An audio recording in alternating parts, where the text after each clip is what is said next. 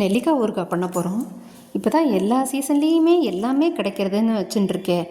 அப்புறம் என்ன, தண்ணி நெல்லிக்காய் முங்குற அளவுக்கு ஜலம் விட்டு அடுப்பில் வைங்கோ. நான் பெருசாக கூட வைக்கலாம். நிமிஷமாக தளிக்காயிடும், வெந்துடும். ஒரு 1/4 மணி நேரம் ஆச்சுன்னா கூட ஆச்சுன்னு ஆகிடும். உப்பு போட்டுக்கோங்க. தண்ணியும் இருக்கிறதுனால தண்ணிக்கும் சேர்த்து போடணும். கொஞ்சம் பாருங்க, என்ன மாதிரி அறிவாளியாட்டம் இப்படி குத்தி குத்தி பார்க்கணுங்கிறது இல்லை. இப்படியே கொஞ்சம் கிட்ட ஜூம் பண்ணி பார்க்குறேன். பாருங்க லேசாக அதெல்லாம் விரிஞ்சுட்டு இருக்குல்ல.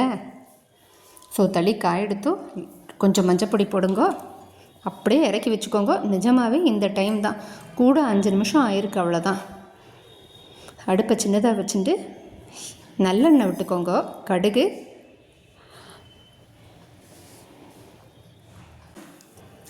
லேசாக 2 மெந்தியம்,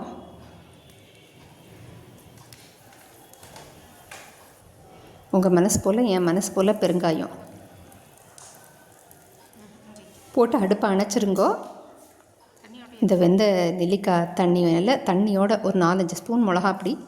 எனக்கு கொஞ்சம் காரம் ஜாஸ்தி வேணும், அதனால் போட்டுருக்கேன். நீங்கள் கம்மியாக வேணால் பண்ணிக்கோங்க. மிளகாப்பொடி பாருங்கோ, கொஞ்சம் பொடியாக இருக்காது, நைஸாக கடையில் வாங்கலை நான்.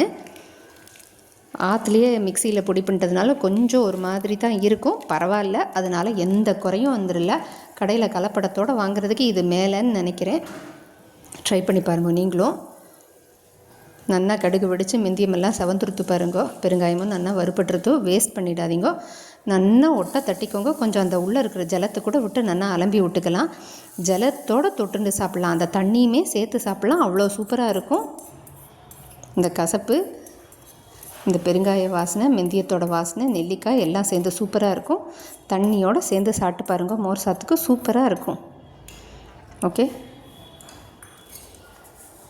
நெல்லிக்காய் ஊறுகாய் இப்போவே பண்ணி இப்போவே சாப்பிட்லாம். கண்ணா அப்படின்னா கமெண்ட் போட்டு என் சின்ன நெஞ்சை குத்தி கிழிச்சிடாதீங்க. ட்ரை பண்ணி பார்த்துட்டு சூப்பராக இருக்குப்பா அப்படின்னு சொல்லாட்டியும் கண்ணா பின்னான்னு கமெண்ட் போட்டுறாதீங்க. See you soon, bye.